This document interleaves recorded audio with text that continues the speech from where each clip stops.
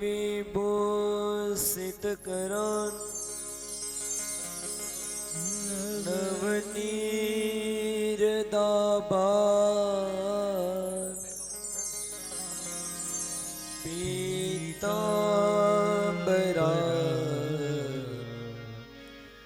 અરુણ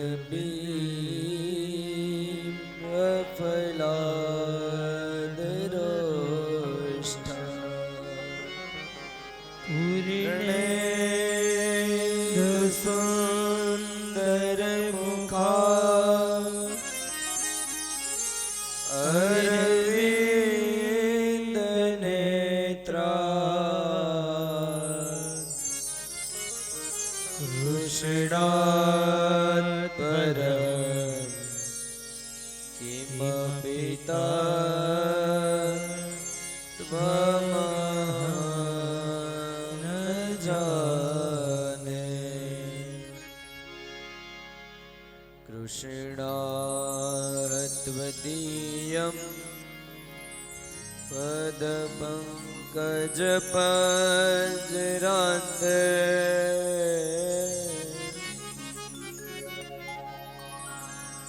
અદ્યૈવ મે વિસતુ માનસરા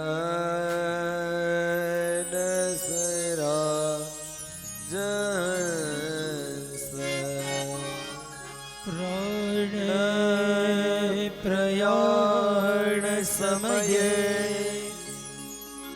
કફવાત પિત્તે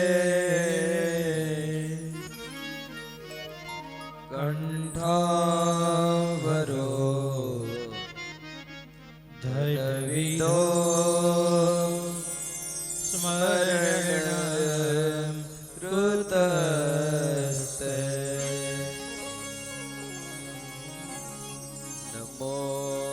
નમોસ્તુતે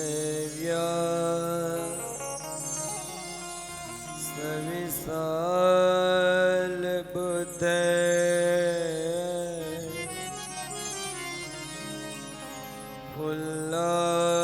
ફુલ્લારવિંદ યત પત્ર નેત્ર येने त्वया भारत तेल पूर्ण પ્રજ્વાલિતો નમય પ્રદીપ કૃષ્ણ નારાયણં વંદે કૃષ્ણ વંદે વ્રજ પ્રિય કૃષ્ણ દ્વૈપાયનો વંદે કૃષ્ણ વંદે કૃતાસ્તન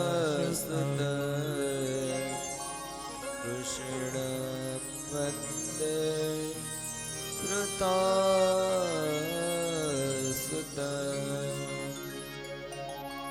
ભાગવત ભગવાન કી જય. શ્રી રામ જય રામ જય જય રામ શ્રી રામ જય રામ જય જય રામ શ્રી રામ જય રામ જય જય રામ શ્રી રામ જય રામ જય જય શ્રી રામ જય રામ જય જય રામ શ્રી રામ જય રામ જય જય રામ શ્રી રામ જય રામ જય જય રામ શ્રી રામ જય રામ જય જય રામ શ્રી રામ જય રામ જય જય રામ શ્રી રામ જય રામ જય જય રામ શ્રી રામ જય રામ જય જય રામ શ્રી રામ જય રામ જય જય રામ ઓ શ્રી રામ જય રામ જય જય રામ શ્રી રામ જય રામ જય જય રામ શ્રી રામ જય રામ જય જય રામ શ્રી રામ જય રામ જય જય રામ ઓ શ્રી રામ જય રામ જય જય રામ શ્રી રામ જય રામ જય જય રામ શ્રી રામ જય રામ જય જય રામ હાલો શ્યામ જય રામ જય જય રામ બોલો શ્રી રામ જય જય રામ શ્રી રામ જય રામ જય જય રામ બોલો શ્રી રામ જય રામ જય જય રામ શ્રી રામ જય રામ જય જય રામ હરિ બોલ ભાવ से बोल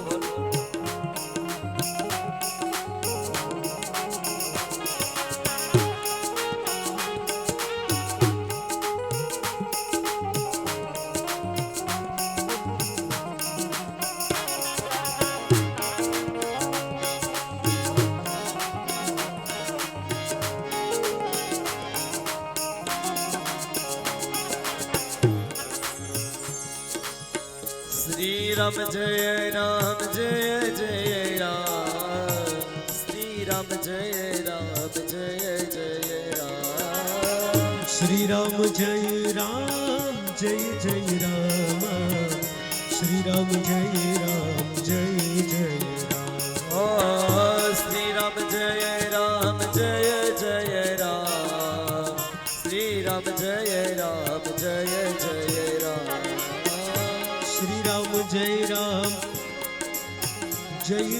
राम श्री राम जय जय राम बोलो श्री राम जय जय राम श्री राम जय जय राम राम श्री राम जय जय राम श्री राम जय जय राम कौशल्या के प्यारे राम दशरथ के दुलारे राम कौशल्या के प्यारे राम दशरथ राज दुलारे राम ओ कौशल्या के प्यारे राम दशरथ के दुलारे राम कौशल्या के प्यारे राम दशरथ राज दुलारे राम बोलो श्री राम जय जय राम श्री राम जय जय राम श्री राम जय राम जय जय राम श्री राम जय राम जय जय राम श्री राम जय जय राम श्री राम जय राम जय राम श्री राम जय राम जय जय ओ श्री राम जय जय राम राम श्री राम जय जय राम भागवत भगवान की जय सुखदेव जी महाराज की जय परीक्षित महाराज की जय चामुंडा मात की जय मेलड़ी मात की जय पितृनारायण देव की जय आपा की गानी जय सामजी बापुनी जय। अपने अपने गुरु महाराज की जय। अपने अपने मात पिता की जय। ओम नमः पार्वती पते हर हर महादेव हर।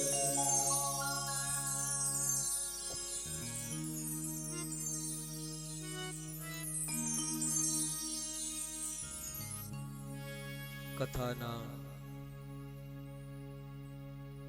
ચોથા દિવસે જ્યારે ફરીથી કથારૂપી જ્ઞાન ગંગાની અંદર પ્રવેશ કરી રહ્યા છે ત્યારે પ્રથમ વ્યાસપીઠ પરથી ભગવાનના વાંગમય સ્વરૂપ એવા ભાગવતજીના શ્રી ચરણોમાં વંદન। कथा व्यासपीठ परथी मारा सद्गुरुना चरणों में वंदन।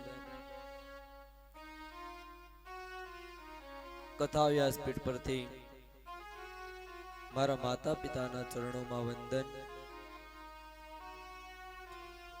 कथा में विराजमान बधा ज श्रोताजनों के जे दरेक नी अंदर परम तत्व परमात्मा रहेला छे तेवा दरेक श्रोताजनों ने व्यासपीठ परथी मारा वंदन। ओम नमो नारायण। जय श्री कृष्ण। राधे राधे। कथा ने आई मोगल लाइव स्टूडियो थी निहाळता यूट्यूब ना माध्यम थी दरेक श्रोताजनों ने व्यासपीठ परथी ओम नमो नारायण। जय श्री कृष्ण।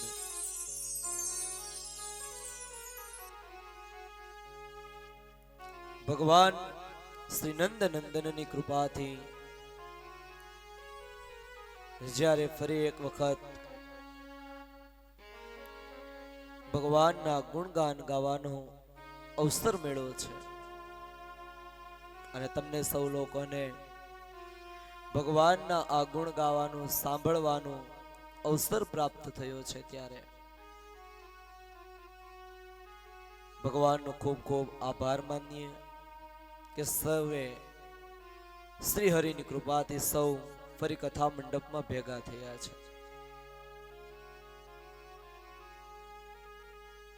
કૃષ્ણ જન્મની તૈયારી બધી થઈ ગઈ કે કૃષ્ણ જન્મની તૈયારી બધી થઈ ગઈ? આપણા કથા મંડપમાં 5-5:30 વાગે કૃષ્ણ જન્મ છે, ખબર છે ને બધાને? આજે તો તમારી રીતે જે તમારે શણગારવું હોય એ શણગારી નાખજો। તમને કીધું નતું બપોરે બધા શણગારી નાખજો। ચાલુ કથા પછી ક્યારે શણગારશો? તમારી વ્યવસ્થામાં રહેજો પરિવાર।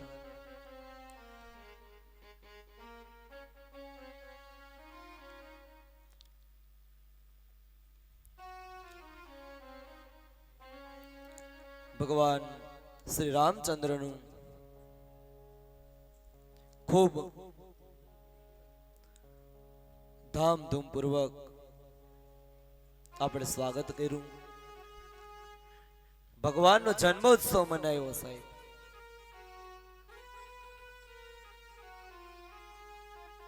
ધામધૂમથી ભગવાનને કથા મંડપની અંદર પધરાવ્યા। ભગવાન રામનું પ્રાગટ્ય થયું।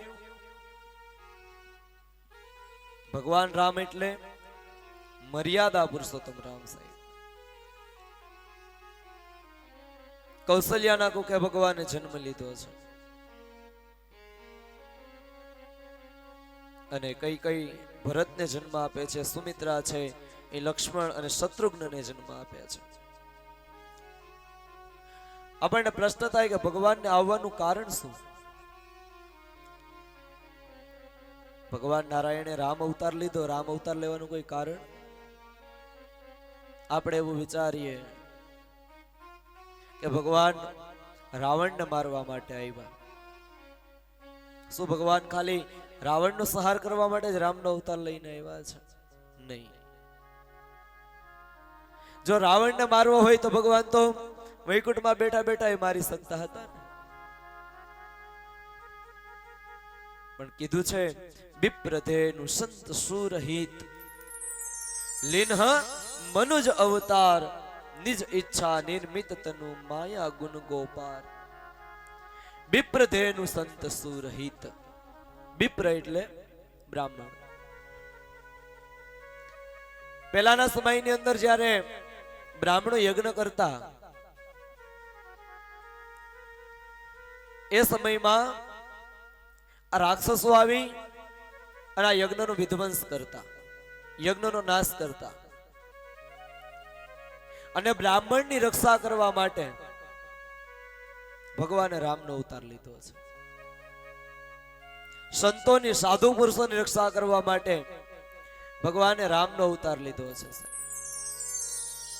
વિપ્ર પછી ધેનુ. ધેનુ એટલે ગાય.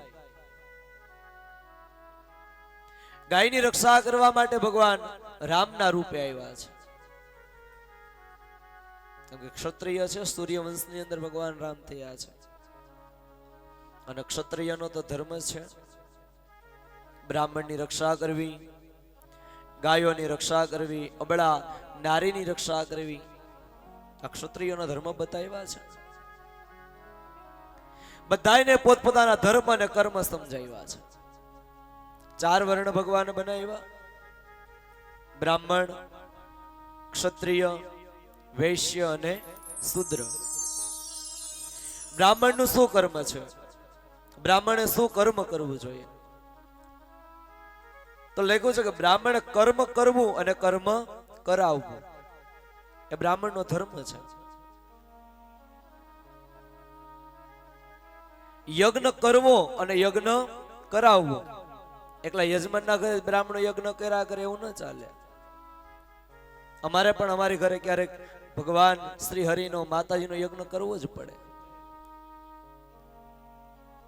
કર્મ કરવું અને કર્મ કરાવવું એ બ્રાહ્મણની ફરજ છે. પછી જ્ઞાન લેવું અને જ્ઞાન દેવું એ બ્રાહ્મણની ફરજમાં આવે. લોકોને સદમાર્ગ ઉપર વાળવા, લોકોને સાચો માર્ગ બતાવવો ને એ બ્રાહ્મણનું કર્મ છે. સાહેબ, તમે સૌ કથા મંડપની અંદર બેઠા હોય અને તમને બધાને સારું લાગે એવી જ વાતો કરવી એ નહીં. તમને સારું લાગે કે તમને સારું ન લાગે, તમને ખરાબ લાગે, તમને દુઃખ લાગે, એ છતાં જે સત્ય વાત હોય એને દર્શાવવી એ બ્રાહ્મણની ફરજ છે. યજમાનને સારું લાગે એટલા માટે જ ન કર્મ કરાવવું ક્યારે. પણ યજમાન કઈ માર્ગે જાય છે, યજમાનને કઈ માર્ગે વાળવો એ બ્રાહ્મણની ફરજ છે. જ્ઞાન લેવું ને જ્ઞાન દેવું. એવું નથી કે અમારી પાસે બધું જ્ઞાન હોય, ના પણ હોય. જેટલું પરમાત્માની કૃપાથી આવડે છે એટલું વર્ણવીએ. બીજા પાસેથી જ્ઞાન મળતું હોય તો પણ લેવું જ જોઈએ. અને કોઈની પાસેથી જ્ઞાન લેવામાં આપણે ક્યારેય નાના થઈ જતા નથી. આપણા મનની અંદર એવો વહેમ હોય કે આપણે આને આ વસ્તુ પૂછશું તો આપણે સારા નહીં લાગીએ, આપણી બેઇજ્જતી થશે. પણ નહીં, જે વસ્તુની આપણને ખબર નથી એ વસ્તુ આપણે કોઈ પણ પૂછી શકીએ છીએ. એ જગ્યાએ હું હોય તો મારે પૂછવું પડે. એમાં કોઈ નીચું નથી થઈ જવાનું. પણ આ વસ્તુ આપણે કરતા નથી. એ આપણો અહમ છે અને આવો અહમ જીવનમાં ક્યારેય રખાય નહીં. આ બ્રાહ્મણનું કર્મ છે સાહેબ. ધર્મનું રક્ષણ કરવું એ ક્ષત્રિયોનો ધર્મ છે. ધર્મ રક્ષિત રક્ષતી. ધર્મનું તમે રક્ષણ કરશો તો ધર્મ છે એ તમારું રક્ષણ કરશે. પણ જો તમે ધર્મનું રક્ષણ નહીં કરો તો ધર્મ છે તમારું રક્ષણ નહીં કરે. ક્ષત્રિયોનો ધર્મ છે બ્રાહ્મણને સાચવવા. ગામની અંદર ગોરદાદા રહેતા હોય એને સાચવવાની જવાબદારી કોની હોય? ગામની. ગામની અંદર સાધુ સંતો રહેતા હોય એને સાચવવાની જવાબદારી કોની હોય? ગામની. ગામની મંદિરની અંદર જે પૂજા પાઠ કરે છે એ લોકોને સાચવવાની જવાબદારી પણ ગામની હોય. આવા સાધુ સંતોને સાચવવા જોઈએ, બ્રાહ્મણોને સાચવવા જોઈએ, ધર્મનું રક્ષણ કરવું જોઈએ. અને જો તમે જ ધર્મનું રક્ષણ નહીં કરો તો ધર્મ છે એ તમારું રક્ષણ નહીં કરે. પણ હવે આપણો ધર્મ છે ને 3 જગ્યાએ અટકી ગયો છે. નગારું, તગારું અને તાવડું. 3 જગ્યાએ અટકી ગયું. પેલું વેલું નગારું. નગારું તો આપણે સૌએ જોયું છે કે જ્યારે સાંજનો સમય હોય અને મંદિરની અંદર આરતી થતી હોય ત્યારે નગારું વગાડે. પણ હવે તો વગાડવા વાળા મળતા નથી, મંદિરે કોઈ જાતું જ નથી ને. આપણા વડીલો હતા ત્યારે સાંજનો સમય આરતીનો હોય કે સવારનો સમય આરતીનો હોય, આખું મંદિર ભરાઈ જતું. હવે આપણે કોઈ મંદિરે જાતા નથી. મશીન વાળા નગારા આવી ગયા. આપણે એટલો મોટો હિન્દુ સમાજ છે સાહેબ, એ છતાં આપણા મંદિરોની અંદર મશીન વાળા નગારા આવી ગયા. કારણ આપણી પાસે સમય નથી.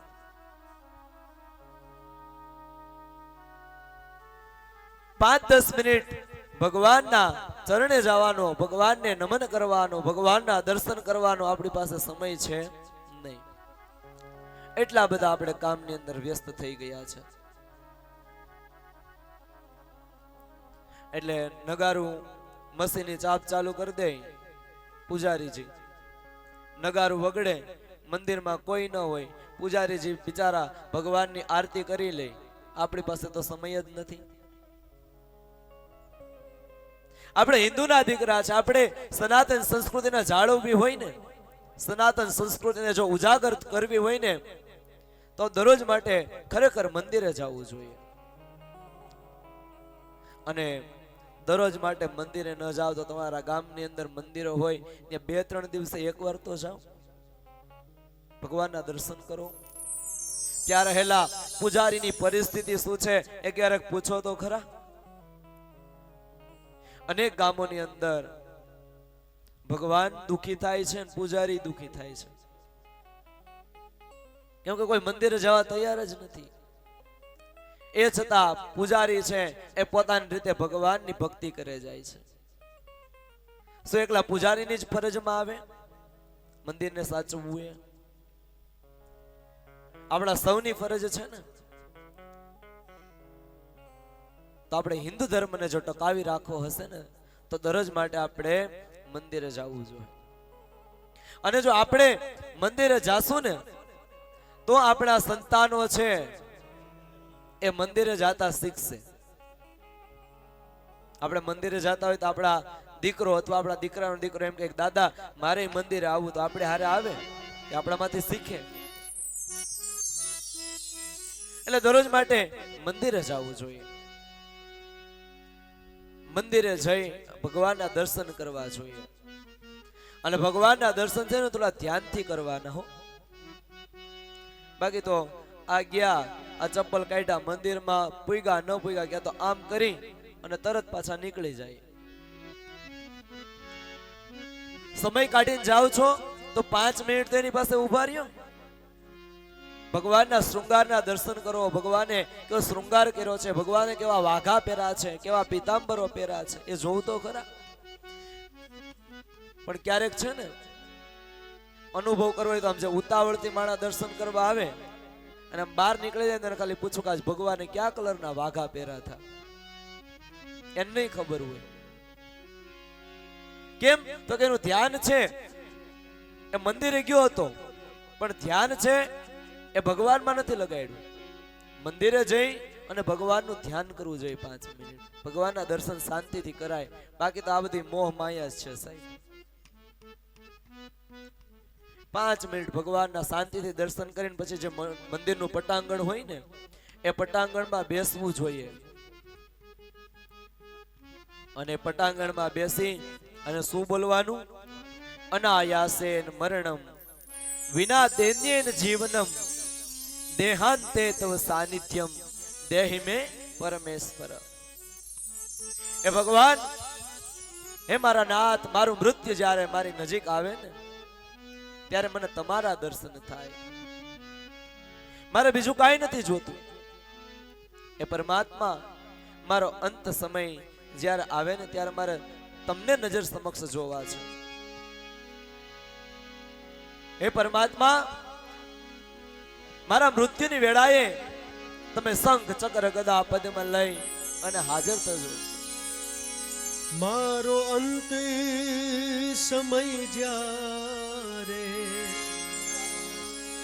આવે પ્રભુ, તમે રેજો અને નોની સામે પ્રભુ. મારો અંત સમય જ્યારે આવે પ્રભુ, તમે રેજો અને નોની સામે પ્રભુ. મને મુક્તિ મળે કે ના મળે, મુક્તિ મળે કે ના મળે, મારે ભક્તિ તમારી કરવી છે. મને મુક્તિ મળે કે ના મળે, મારે ભક્તિ તમારી કરવી છે. અરે મેવા મળે કે ના મળે, મારે ભક્તિ તમારી કરવી છે. મેવા મળે કે મારે સેવા તમારી કરવી છે. મેવા મળે કે ના મળે, મારે સેવા તમારી કરવી છે. મુક્તિ મળે કે ના મળે, મુક્તિ મળે કે ના મળે, મારે ભક્તિ તમારી કરવી છે. મારે ભક્તિ તમારી કરવી છે. ભગવાનના મંદિરે જઈ અને હે પરમાત્મા, મારો અંત સમય જ્યારે આવે ને ત્યારે મારે બીજું કાંઈ નથી જોતું. મને તો બસ તમારા નામના દર્શન થાય, તમારા સ્વરૂપના દર્શન થાય. તમારું નામ છે એ મારી જીભે હોય. અરે પરમાત્મા, તમારું નામ લેતા લેતા જ આ મારો જીવ આ ખોળિયામાંથી નીકળે ને એવા આશીષ તમે મને આપજો. મારો કંઠ મધુરો હોય ભલે, મારો સુર બેસુરો હોય ભલે. મારો કંઠ મધુરો ન હોય ભલે, મારો સૂર બેસુરો હોય ભલે. મારો કંઠ મધુરો ના હોય ભલે, સુર બેસુરો હોય ભલે. શબ્દો મળે કે ના મળે, મને શબ્દો મળે કે ના મળે, મારે કવિતા તમારી લખવી છે. મને મુક્તિ મળે કે ના મળે, મારી ભક્તિ તમારી મારે કરવી, ભક્તિ તમારી કરવી છે. મારી ભક્તિ તમારી કરવી છે. પંથ તમારો છોડું નહીં, દૂર દૂર ક્યાંય દોડું નહીં. પંથ તમારો છોડું નહીં,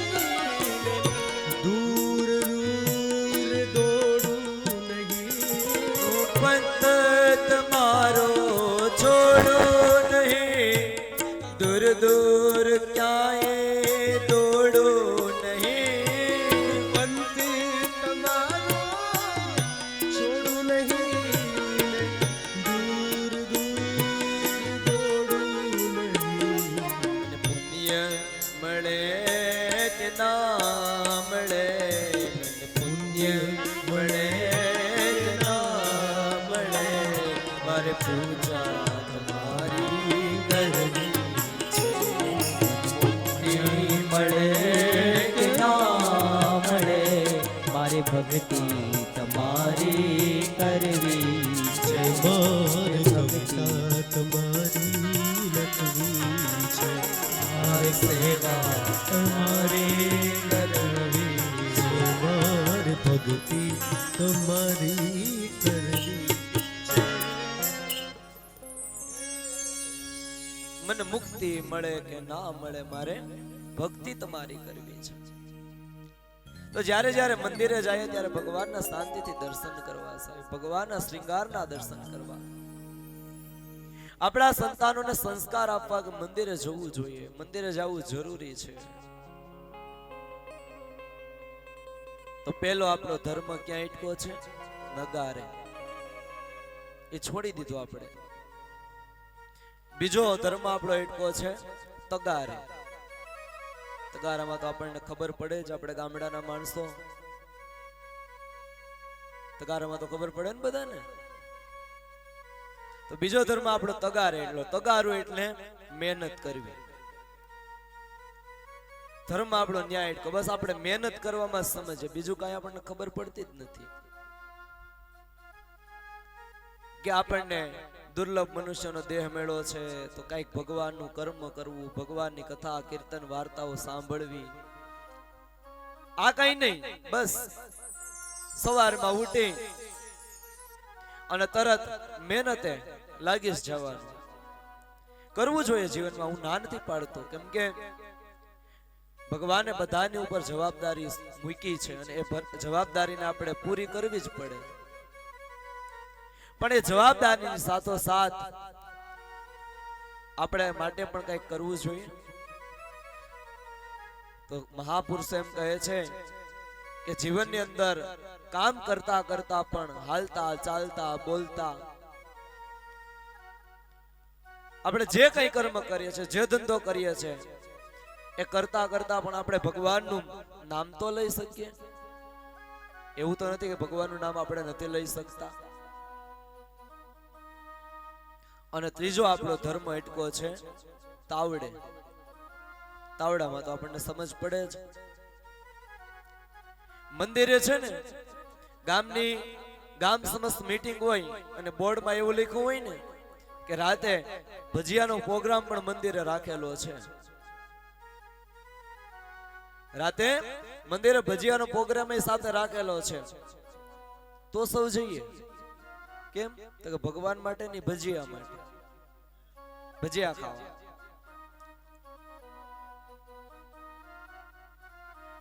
આ ધર્મ છે ને ત્રણ જગ્યાએ અટકો છે, નગારું, તગારું અને તાવડો. આ વસ્તુને છોડી દઈએ સાહેબ, મંદિરે જઈએ. અનાયાસેન મરણમ. કેમ કે મરણ ક્યારે થાય એની તો ખબર છે.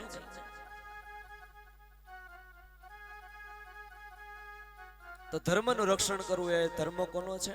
ક્ષત્રિયનો. વેપાર વૃત્તિને વૈશ્યોએ સ્વીકારી છે, સાફ સફાઈનો વર્ગ શૂદ્રોએ સ્વીકાર્યો છે. ભગવાને સુંદર મજાની વર્ણ વ્યવસ્થા કરી છે. તો ભગવાન છે ધર્મનું રક્ષણ કરવા માટે આવ્યા છે. મનુજ અવતાર, મનુષ્યનો અવતાર ભગવાને ધારણ કર્યો છે. કૌશલ્યાએ બાળકને ગોદમાં લીધા, બહાર આવ્યા. અયોધ્યાની પ્રજા ખૂબ ખુશ થઈ.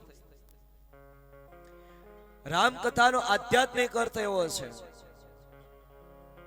કે તમારું ઘર છે તેને તમે અયોધ્યા જેવું બનાવો. અયોધ્યા એટલે જ્યાં યુદ્ધ ન થાય ને તે અયોધ્યા. સરયુના કિનારે, ભક્તિના કિનારે રહેશે તો તમારું શરીર અયોધ્યા બનશે. અયોધ્યા એટલે કલહ વિનાની કાયા, કે જ્યાં કોઈ પણ પ્રકારનો કલહ નથી, ઝઘડો નથી. માનવ જીવન ક્ષણભંગુર છે એમ માની મનુષ્ય નિરપેક્ષતા ધારણ કરે, નમ્ર બને. તમારા ઇન્દ્રિયો રૂપી ઘોડાઓને કાબુમાં રાખવા તમારો શરીર રૂપી રથ સીધો ચાલે તો પછી રામજી છે આપણી ઘરે પધારે. ઈશ્વરની સલાહ લેજો સાહેબ, મનીલાલની સલાહ લેશો નહીં, આ મનની સલાહ લેવાની. ઈશ્વર શું કહે છે? અને આ જે 10 ઇન્દ્રિયો આપણા શરીરની અંદર રહેલી છે ને, આ ઇન્દ્રિયો રૂપી ઘોડાઓને કાબુમાં રાખી જેનો રથ રામજી તરફ જાય છે એનું નામ દશરથ છે. આવા દશરથને ત્યાં ભગવાન પુત્ર રૂપે આવે છે. વિષયોને હદ ઉપરાંત ભોગવે એવા 10 મુખ રાવણને ત્યાં ભગવાન કાળ રૂપે આવે. અને જે 10 ઇન્દ્રિયોને સંયમમાં રાખે, કાબુમાં રાખે ને ત્યાં ભગવાન રામ આવે. દશરથ એ જીવાત્મા છે. 10 ઇન્દ્રિયોને જીતી જે જીતેન્દ્રિય બને છે એનું નામ દશરથ છે. સર્વને રાજી કરે તેને ત્યાં સર્વેશ્વર આવે છે. લક્ષ્મણ વિવેકનું પ્રતીક છે, ભરત વૈરાગ્યનું પ્રતીક છે, શત્રુઘ્ન સદવિચારોનું પ્રતીક રહેલું છે. વૈરાગ્ય અને સદવિચાર, ભરત અને શત્રુઘ્ન. જો અયોધ્યામાં ન હોત તો દશરથ કઈને આધીન ન થાત. ચંદન અને પુષ્પથી રામજીની સેવા કરો એ ઠીક છે, પણ રામજીની આજ્ઞાનું પાલન કરો એ રામજીની ઉત્તમ સેવા છે. આપણે કાલે આ વાત કરી હતી કે ભગવાનને પુષ્પ નહીં ચડાવો તો ચાલશે, પણ ભગવાન આપણને માનવ ધર્મ આપ્યો છે. માનવ ધર્મ કેવી રીતે આપણે જીવવું એ ખાસ જરૂરી છે. કૃષ્ણ લીલા અનુકરણ કરવા માટે નથી, પણ આ રામ લીલા છે ને એ અનુકરણ કરવા માટે છે, કેમ કે મર્યાદા પુરુષોત્તમ રામ છે. ભગવાન શ્રી રામ જેટલા વર્ષ રહ્યા એટલા વર્ષ તેણે મર્યાદાઓનું પાલન કર્યું છે. રામજીનું ચરિત્ર ડોલાવે છે સાહેબ, અદ્ભુત ચરિત્ર રામજીનું છે. રામજીની બાળ લીલા પણ ખૂબ સરસ છે. રામજીનો સ્વભાવ એવો છે કે રામજી પોતાની મા પાસે કાંઈ માંગતા નથી, એવા ભોળા રામ છે. માને કોઈ દિવસ પજવ્યા નથી રામે, અને કૃષ્ણ છેને તો પોતાની માં યશોદાને વારંવાર પજવ્યા છે. રામાવતારમાં ભગવાને મર્યાદાઓનું પાલન કર્યું છે. માતાને, પિતાને, ભાઈઓને કેટલો પ્રેમ કરવો, મા બાપ સાથે આપણું જીવન કેવી રીતે જીવવું, મા બાપને કેમ સાચવવા, ભાઈઓ સાથે કેવી રીતે જીવન વ્યતીત કરવું, આપણી પ્રજા સાથે, આપણા ગામના લોકો સાથે આપણે જીવન કેવી રીતે જીવવું, એ બધું જો શીખવું હોય ને તો ક્યારેક રામાયણ જીવનમાં વાંચજો. પણ આપણે ઓલી મહાભારતની વાત કરી હતી એમ કે લોકો કહેવા વાળા એમ કહે કે રામાયણ ઘરમાં રખાય નહીં, ઘરમાં રામાયણ રાખીએ તો રામાયણ થાય. રામાયણ થાય નહીં, રામાયણ થતી હોય તો બંધ થઈ જાય. તમે રાખી છે ખાલી, એને વાંચી નથી ને. એને રાખીને ક્યારેક વાંચો તો ખરા. અદ્ભુત પાત્રો છે રામાયણના.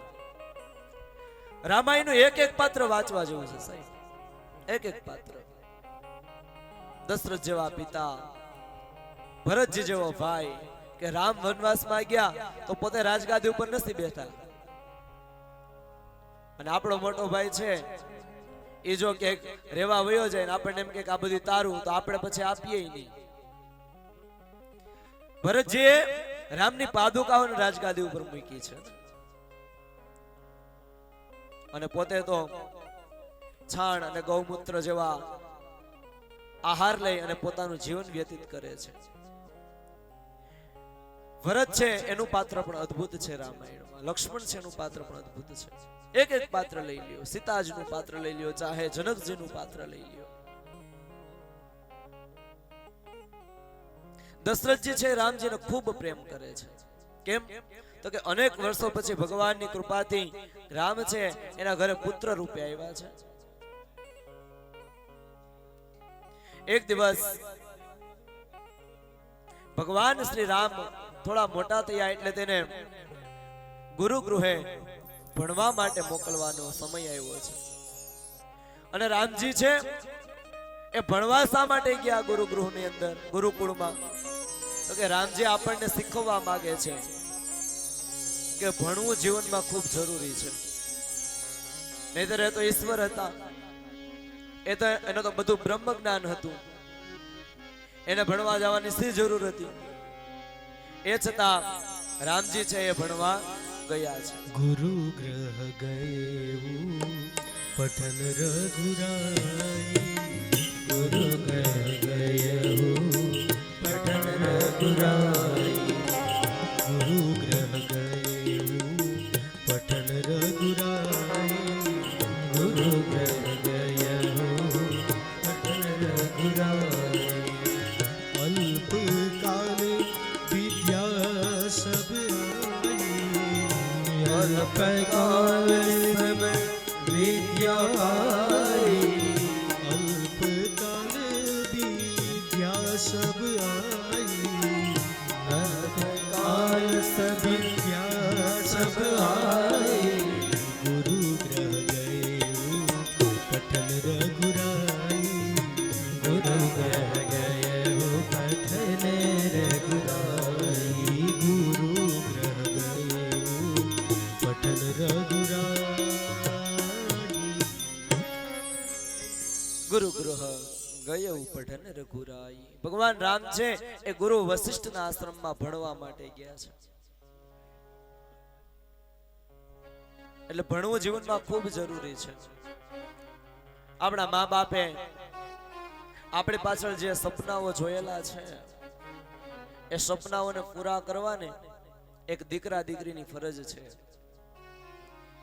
આપણા મા બાપનું જીવન જોવું આપણે કે આપણા મા બાપ આપણને ભણાવવા માટે, આપણને આગળ વધારવા માટે કેટલો ખર્ચો કરે છે.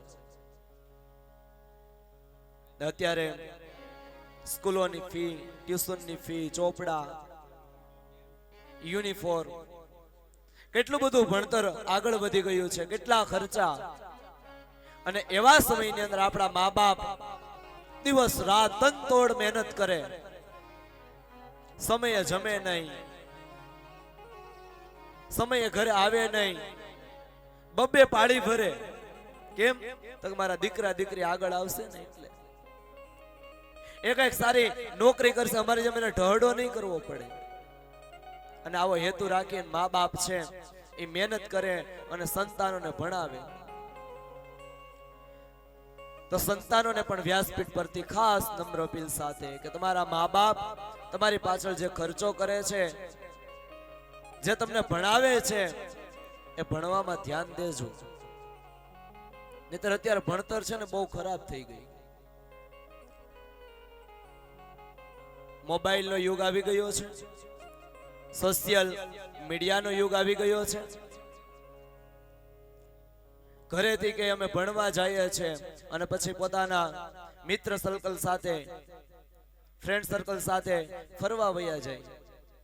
ઘરેથી મમ્મી પપ્પાને એમ થાય કે દીકરો દીકરી ભણવા ગયા છે. તમે તમારા મા બાપની સાથે ક્યારેક ખોટું નહીં કરતા. તમારા મા બાપ તમારી ઉપર જે વિશ્વાસ મૂકે છે ને, એ વિશ્વાસનો વિશ્વાસઘાત ક્યારેય ન થાય એનું ખાસ દીકરા દીકરીઓએ કાળજી લેવી જોઈએ. ભણજો, ખૂબ આગળ વધજો, મા બાપના સ્વપ્નોને તમે પૂરા કરજો. રામજી ભણ્યા છે.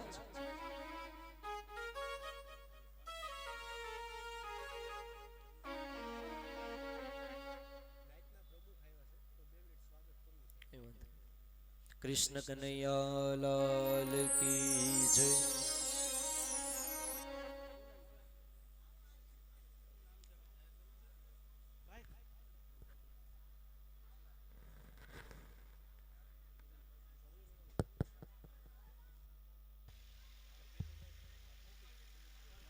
કઈક ગાવું તો આ ખરાબ ન લાગે. લાઈવ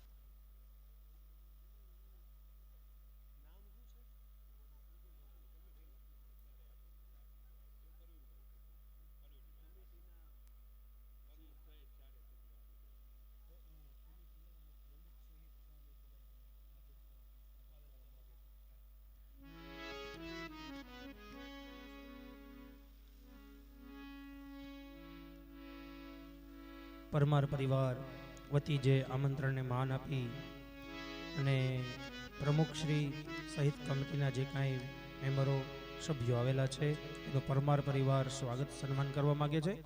તો જે કોઈ ઉપસ્થિત મહેમાનો છે તે આવી અને સન્માનનો સ્વીકાર કરે. બધા તાળીઓનાથી આપણે સન્માનને વધાવીએ.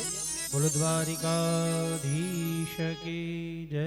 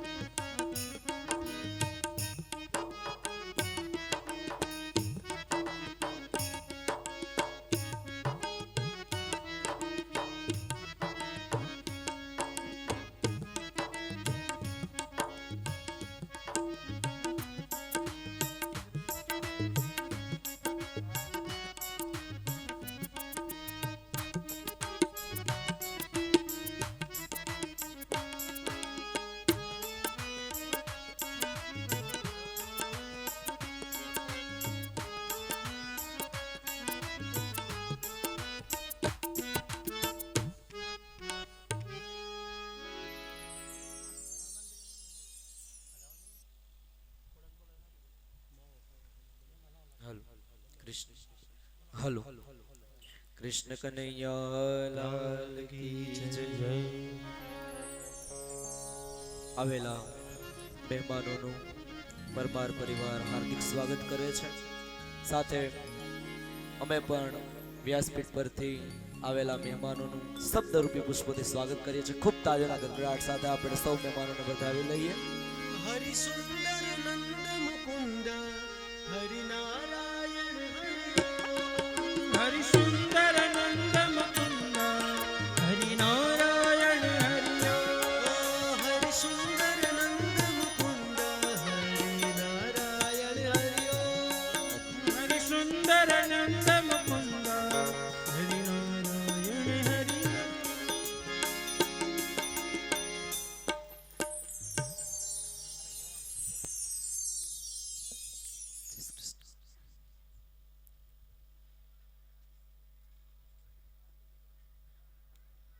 કૃષ્ણ કનૈયા લાલ કી જય.